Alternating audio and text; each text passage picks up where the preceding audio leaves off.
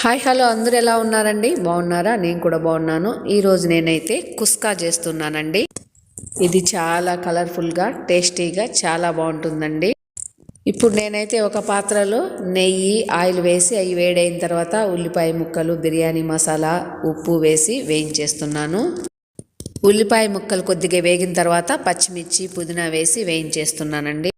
ఉల్లిపాయ ముక్కలైతే ఇలా గోల్డ్ కలర్లోకి వస్తేనే కుస్కా బాగా టేస్ట్గా ఉంటుందండి. ఇప్పుడు ఇందులో అల్లం వెల్లుల్లి పేస్ట్ వేసి కలిపేస్తున్నాను.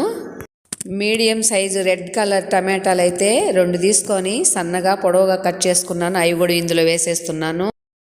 ఈ టమాటాలు బాగా మెత్తగా ఉడికిన తర్వాత నేనైతే ముందుగా పెరుగు నీళ్లు పోయకుండా బాగా చిలికి పెట్టుకొని ఉన్నానండి. అది ఇందులో వేసి కలిపేస్తున్నాను.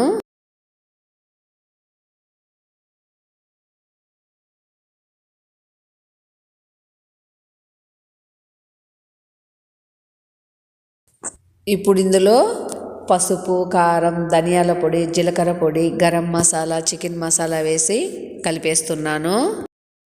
ఇవి ఇలా బాగా కలిపేసిన తర్వాత మూత పెట్టి సన్న మంట మీద ఆయిల్ పైకి వచ్చేంత వరకు అయితే ఉడికించేస్తున్నాను. నేను 2 గ్లాసులు బాస్మతి రైసు బాగా కడిగి 1 గంట ముందు నానబెట్టున్నానండి. అవి ఇప్పుడు ఇందులో వేసి కలిపేస్తున్నాను. ఇలా చేయడం వల్ల మసాలా ఫ్లేవర్ అంతా రైస్లోకి వస్తుంది. రైస్ కూడా ముద్దగా అవ్వకుండా పలపల అని విడివిడిగా వస్తుందండి. ఇంకో స్టవ్ మీద నేను వేడి నీళ్ళు ఇలా కాగబెట్టుకున్నాను. అవి ఇందులో పోసి కలిపేస్తున్నానండి.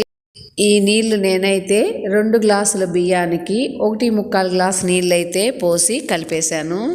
ఇప్పుడు ఇందులో 1 స్పూన్ లెమన్ జ్యూస్ వేసి కలిపేస్తున్నాను. మూత పెట్టి ఐ ఫ్లేమ్లో ఒక 6 నుంచి 7 నిమిషాల వరకు ఉడికించాను. ఇప్పుడు మూత తీసి బాగా కలిపేసి మీడియం ఫ్లేమ్లో ఒక 5 నిమిషాలు అయితే ఉడికిస్తున్నాను. ఇప్పుడు మళ్ళీ ఒకసారి మూత తీసి కలిపేసి చూసారా నీళ్ళన్నీ ఇంకిపోయాయి. ఇప్పుడు ఈ స్టేజిలో సిల్వర్ పేపర్ ఉంటే రైస్ మీద వేసేసి టైట్గా మూత ఫిట్ చేసుకోవచ్చు. సిల్వర్ పేపర్లు లేకపోతే రైస్ పైన ఒక 5 క్లీనిక్స్ తీసుకొని పరిచేసి దానిపైన నీళ్ళు చల్లేసి మూత టైట్గా బిగించి దమ్మిచ్చేయాలి.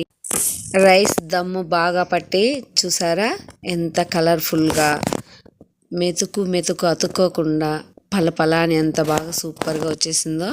గుమగుమలాడే కుష్కా అయితే రెడీ అయిపోయింది.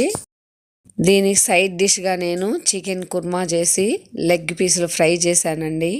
పెరుగు రైతా చేశాను. గుమగుమలాడుతూ కుస్కా అయితే చాలా బాగా వచ్చిందండి. మీరు కూడా ఒకసారి ఇలా తయారు చేసుకొని మీకు ఎలా వచ్చిందో కామెంట్ బాక్స్లో తెలియజేయండి. నా ఛానల్ సబ్స్క్రైబ్ చేసుకొని వాళ్ళు ఎవరైనా ఉంటే సబ్స్క్రైబ్ చేసుకోండి, లైక్ చేయండి, షేర్ చేయండి, సపోర్ట్ చేయండి. ఓకే అండి, బాయ్ బాయ్. నెక్స్ట్ వీడియోలో కలుద్దాం.